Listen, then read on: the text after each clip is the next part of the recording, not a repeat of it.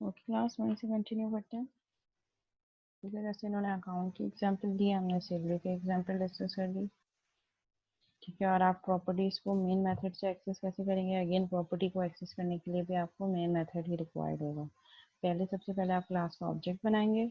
Object के नाम के साथ जो आपने ऊपर नेम की, जैसे इन्होंने प्रॉपर्टीज यहाँ पे इन्होंने बनाई है।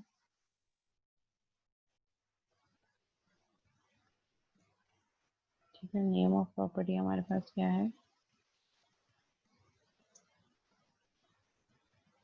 ठीक है, नेम। तो इस प्रॉपर्टी को हम एक्सेस कैसे करेंगे? पहले हम अकाउंट की क्लास का ऑब्जेक्ट बनाएंगे। अकाउंट की क्लास के अंदर ये प्रॉपर्टी है, तो हम पहले अकाउंट की क्लास का ऑब्जेक्ट बनाएंगे। ऑब्जेक्ट के नाम के साथ इस प्रॉपर्टी को यूज़ करेंगे। अकाउंट क्लास का ऑब्जेक्ट बनाया, ऑब्जेक्ट के नाम के साथ इसको यूज़ किया। हम टू वे में प्रॉपर्टीज को यूज़ करेंगे। फर्स्ट वे जब इज इक्वल टू के साथ यूज़ करेंगे तो सेट वाला एक्सेसर यूज़ होगा, और जब कंसोल डॉट किसी मेथड के अंदर ऑब्जेक्ट डॉट नेम प्रॉपर्टी को विदाउट एनी वैल्यू एक्सेस करवाएंगे तो ये उस वैल्यू को रिटर्न कर देगा।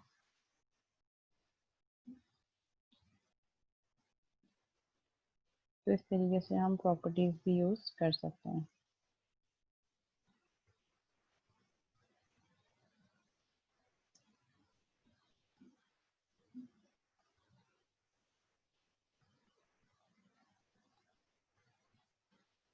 नहीं नहीं, गेट डेट तो डेट एंड टाइम की क्लास का एक अपना बिल्ट इन मेथड है जो सिस्टम की करंट डेट उठा रहा है, उसकी फंक्शनैलिटी और है। वो प्रॉपर्टीज की तरह वर्क नहीं कर रहा था, वो एक मेथड है। ठीक है, तो इस तरीके से हम प्रॉपर्टीज क्रिएट करते हैं और इस तरीके से हम प्रॉपर्टीज को एक्सेस करते हैं। फर्स्ट टाइम जब हम इस वैल्यू के साथ प्रॉपर्टीज को एक्सेस करेंगे तो ये obj dot name is equal to dummy. तो जब मैंने वैल्यू दे दी इसको तो ये कहाँ कौन सा वाला एक्सेसर यूज करेगा?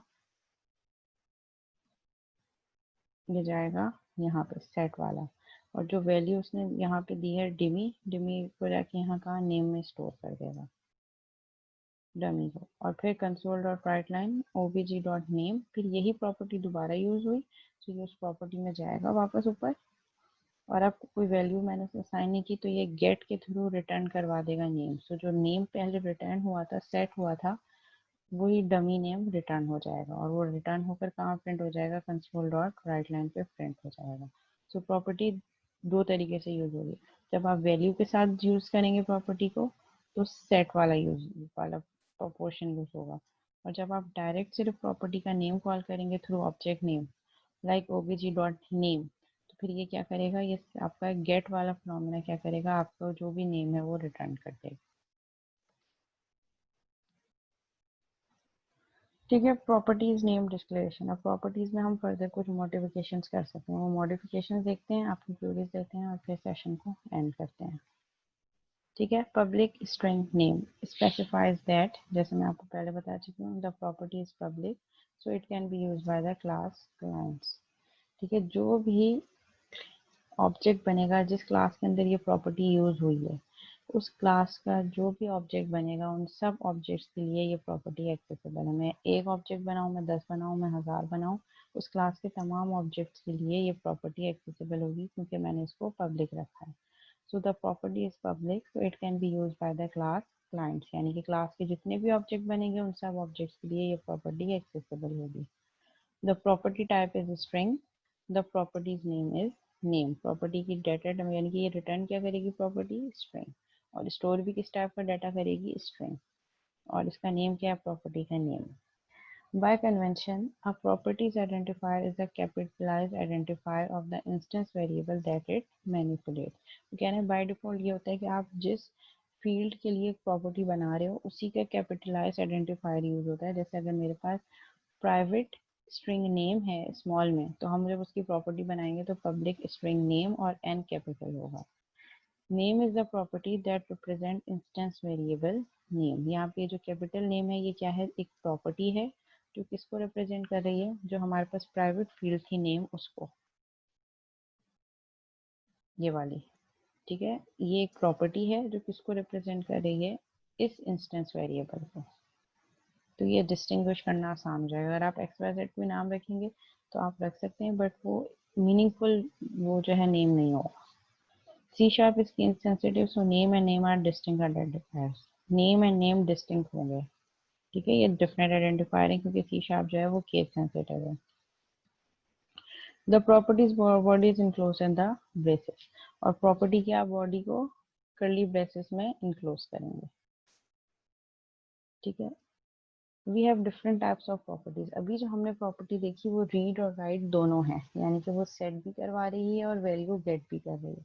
मतलब मैं वैल्यू राइट भी करवा रही हूँ और रीड भी कर रही हूँ। अभी जो हमने प्रॉपर्टी डिस्कस की, जो हमने इम्प्लीमेंट की, ये वाली, ये प्रॉपर्टी क्या कर रही है, ये प्रॉपर्टी राइट भी करवा रही है सेट के थ्रू और रीड भी कर रही है गेट के थ्रू। रीड एंड राइट दोनों प्रॉपर्टीज, एक प्रॉपर्टी के अंदर मैं रीड और राइट दोनों ऑपरेशंस परफॉर्म कर रही हूँ।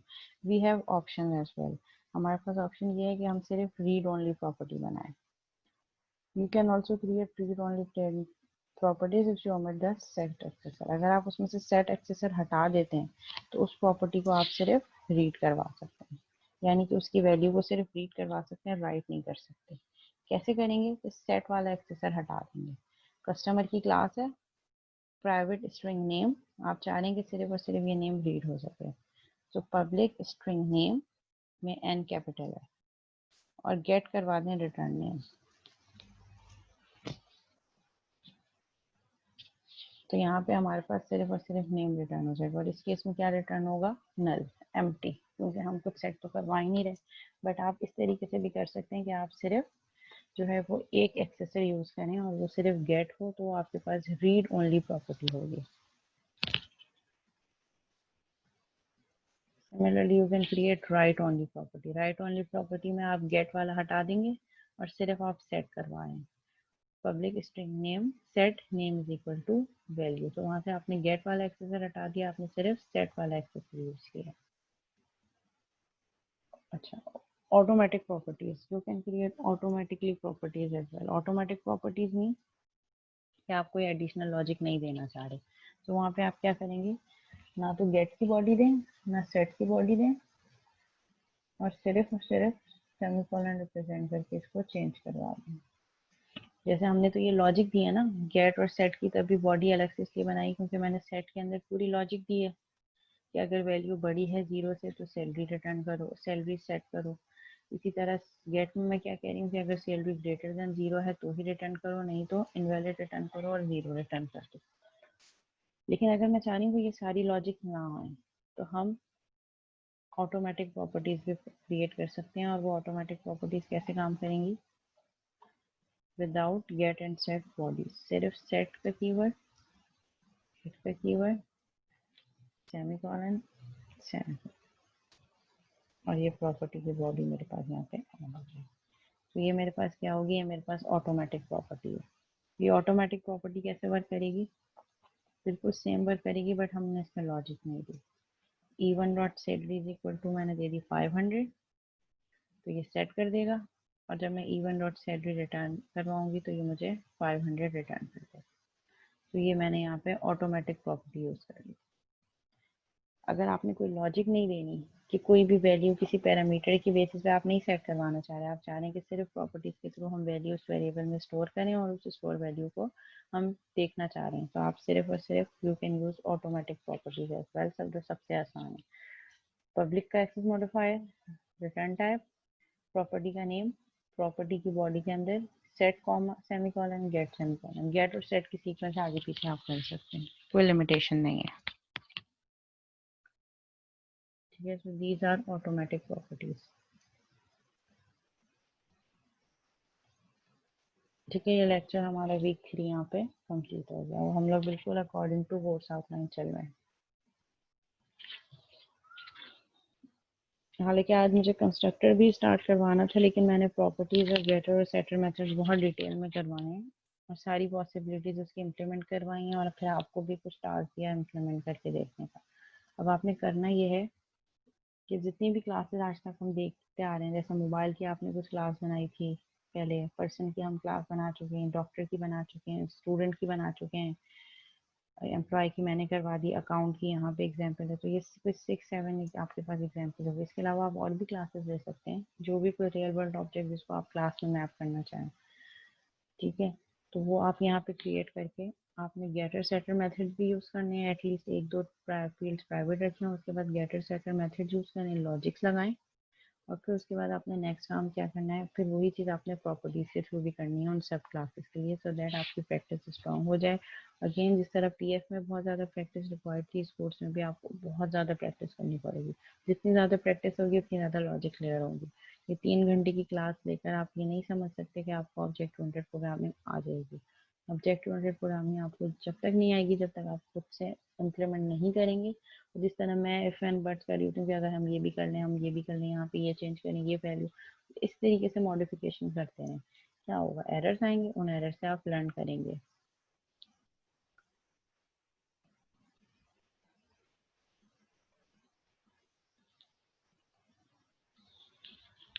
अच्छा जी, और कोई क्यूरी है, कोई सवाल है? यहाँ तक आज जो हमने पढ़ा है, getter setter methods and properties and different types of properties. जी साथ साथ बेटा कोई क्वेश्चन है?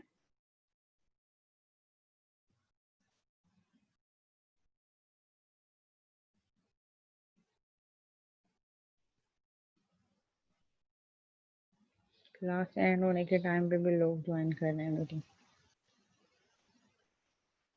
जी साथ प्रोजेक्ट से रिलेटेड क्या क्वेश्चन है? हैंड रेज करो, मैं आपको अनम्यूट कर दूं यहाँ पे।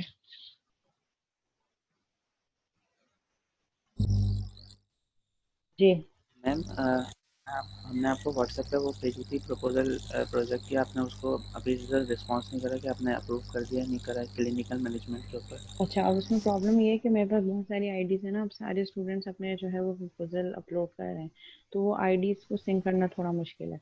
अब हम काम ये करते हैं कि मैं एक जो है वो असाइनमेंट क्रिएट कर देती हूँ आपके एलएमएस पे, प्रोजेक्ट प्रपोजल सबमिशन का। ठीक है, सारी क्लास के लिए मैं नोटिफिकेशन है, सब सुन लें कि मैं एक असाइनमेंट जो है वो सब मैं अपलोड कर देती हूँ आपके एलएमएस पे, टू प्रोजेक्ट प्रपोजल सबमिशन का। ठीक है, जिसमें मैं टाइम ड्यूरेशन रख देती हूँ आज रात तक का, क्योंकि प्रपोजल्स आप लोग सबमिट करवा चुके हैं मुझे ईमेल पे या व्हाट्सएप पे। अब आप एक काम ही करो कि वो सारे प्रपोजल आप उसमें एज एन असाइनमेंट हर ग्रुप का एक मेंबर सबमिट करवा।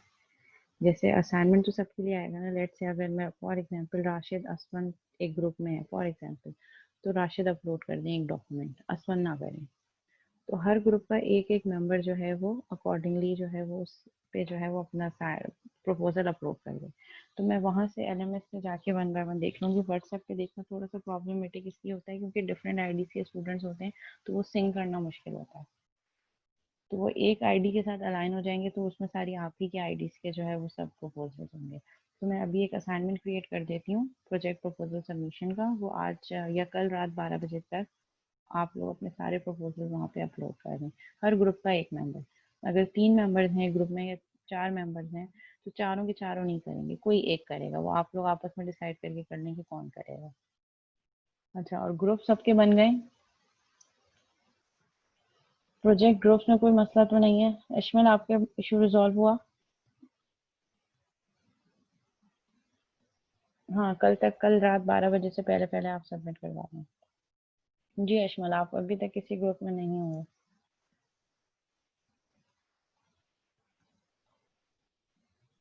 अच्छा, एक मिनट मुझे कुछ क्वेरीज देखने दो। ठीक है, तो अवेश और इश्मल आप लोग एक साथ बना लें। ओवेस, दत्त एंड अश्मिल, अश्मिल और अश्मल। अच्छा, मुजम्मिल आप भी नहीं है?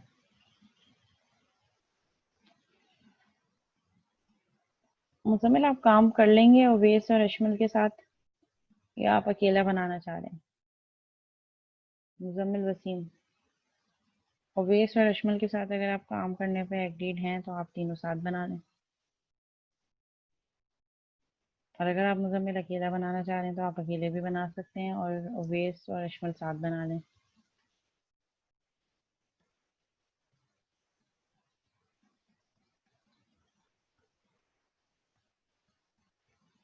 अच्छा, हशाम का भी कोई ग्रुप नहीं बना?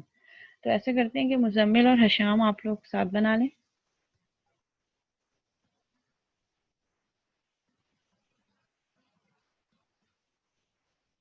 अच्छा, 2 लोग बना सकते हैं।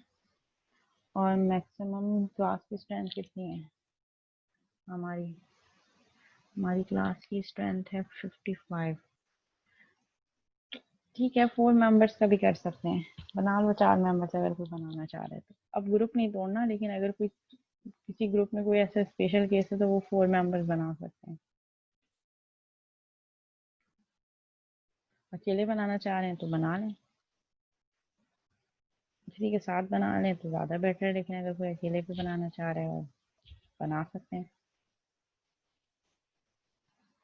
हाँ, तो 4 मेंबर्स अगर कोई करना चाह रहा है तो 4 मेंबर्स भी कर सकते हैं मिलके। लेकिन लड़ाई झगड़ा ना हो बाद में मेरे पास जो है वो, क्योंकि जितने ज़्यादा लोग बढ़ जाते हैं उतना ज़्यादा जो है वो मैनेज करने में प्रॉब्लम होगी। आपको मैंने किया है मुजम्मिल हशाम कयानी के साथ। हशाम और मुजम्मिल आप लोग आपस में कोऑर्डिनेट कर लीजिएगा एक दूसरे से, और अबेज दत्त और अशमल आप लोग साथ बना लें। क्लियर है? अब किसी और का तो नहीं रह गया? फैजान आप देख लें, अगर आप अकेले बनाना चाह रहे हैं तो आप अकेले बना लें, अगर आप मुजम्मिल के ग्रुप के साथ आना चाह रहे हैं तो आप मुजम्मिल के साथ आ जाएं। 3 मेंबर्स हो जाएंगे, मुजम्मिल, हशाम और फैजान। और फिर मोहम्मद फैजान अगर आप अकेले बनाना चाह रहे हैं तो आप अकेले भी बना सकते हैं।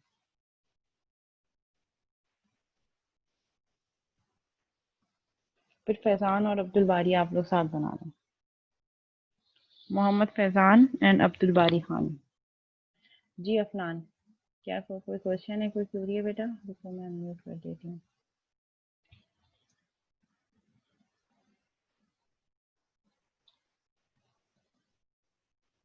जी अफनान, मैंने आपको अनम्यूट कर दिया, आप अपने पास से अनम्यूट करो अपने आप को। No, miss, by mistake. Okay.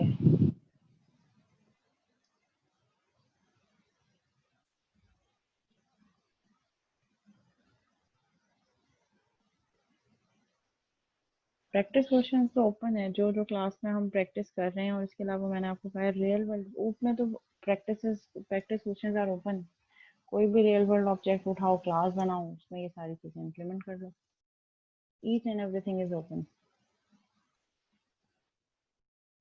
Proposal submission की लास्ट डेट कल है, कल रात 12 बजे से पहले एलएमएस पे आप अपलोड कर दें प्रोजेक्ट प्रपोजल। हर ग्रुप का एक मेंबर कर सकता है।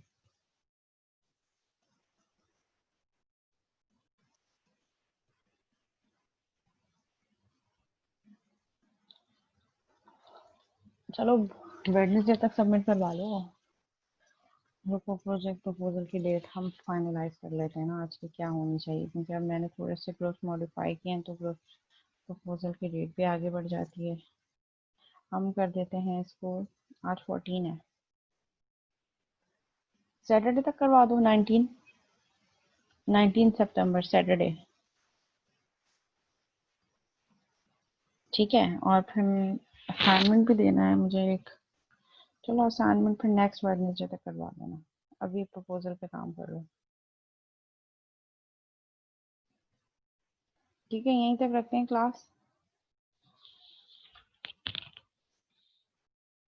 ठीक है, और कोई क्यूरी तो नहीं है? एंड करें, क्लास ऑफ कर दें। अटेंडेंस काइंडली सेंड कर दें।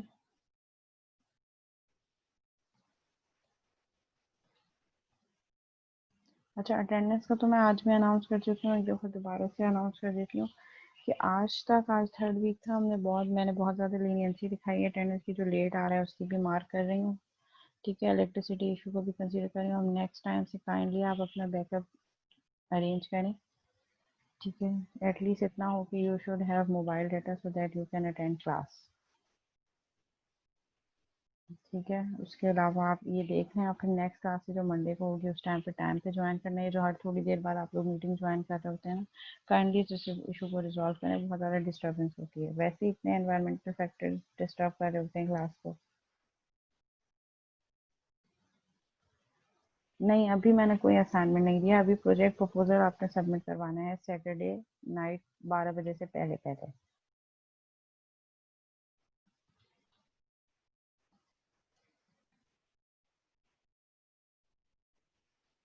अच्छा, ये क्या सिनेरियो है कि लोग ग्रुप में रख रहे होते हैं लोगों को और फिर उसके बाद थोड़े टाइम बाद निकाल देते हैं, ये क्या बिहेवियर है? ग्रुप ही ऐसे बनाएं कि बाद में तोड़ने ना पड़े, जिनको आप जानते हो, जिनका स्किल सेट जानते हो, जिनसे माइंड मैच कर रहा हो। ये कोई तरीका नहीं है कि पहले ग्रुप बना लिया, काम कर लिया, काम स्टार्ट कर लिया, प्रोजेक्ट सोच लिया, उसके बाद कहा कि अब तुम ग्रुप में नहीं हो हमारे साथ।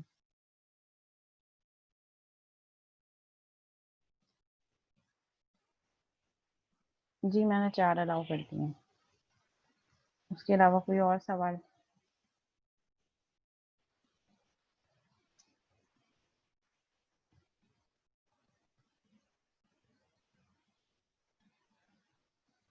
That is not the way ना कि आप किस तरीके से टीम में काम करोगे।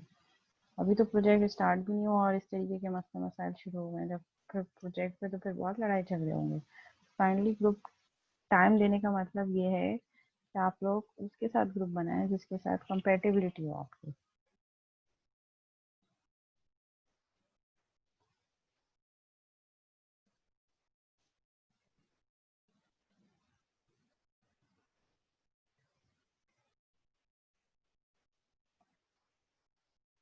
पता नहीं यूनी कब खुल रही है। जब नोटिफिकेशन आएगा तो आपको भी पता चल जाएगा और हमें भी पता चल जाएगा।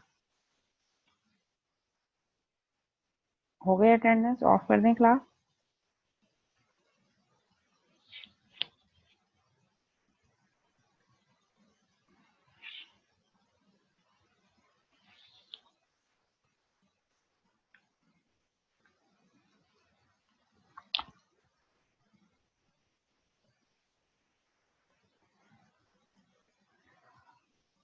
ओके क्लास यहीं तक करते हैं क्लास को। ठीक है, मोहम्मद अकरम, अशमल और अवेजद आप लोग सब साथ हो जाएं। अशमल, अवेजद और मोहम्मद अकरम।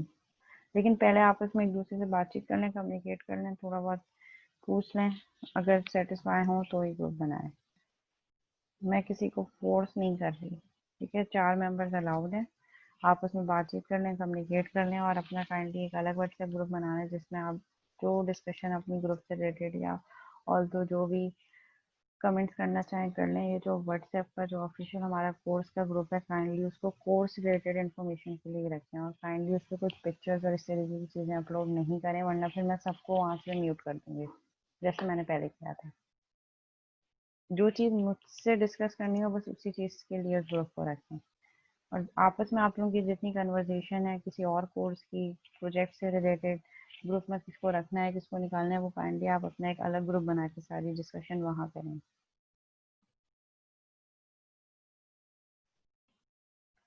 ठीक है, यहीं रखते हैं क्लास को, एंड करते हैं क्लास। नेक्स्ट क्लास में मैंने आपको नेक्स्ट सैटरडे, अभी जो कमिंग सैटरडे है 12 बजे से पहले पहले आप अपने एलएमएस पे प्रोजेक्ट प्रपोजल अपलोड करेंगे।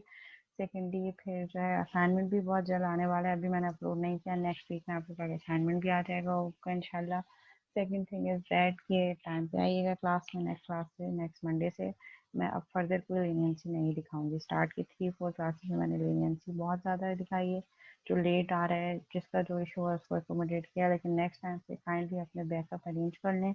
नेक्स्ट टाइम पे अटेंडेंस पे अब कोई लीनियंसी नहीं होगी और टाइम पे जिस टाइम पे क्लास स्टार्ट होगी उसी टाइम पे ही आपने ज्वाइन करना है। ऐसा नहीं कि 1-1 घंटे बाद अटेंडेंस के टाइम पे ज्वाइन करते हैं।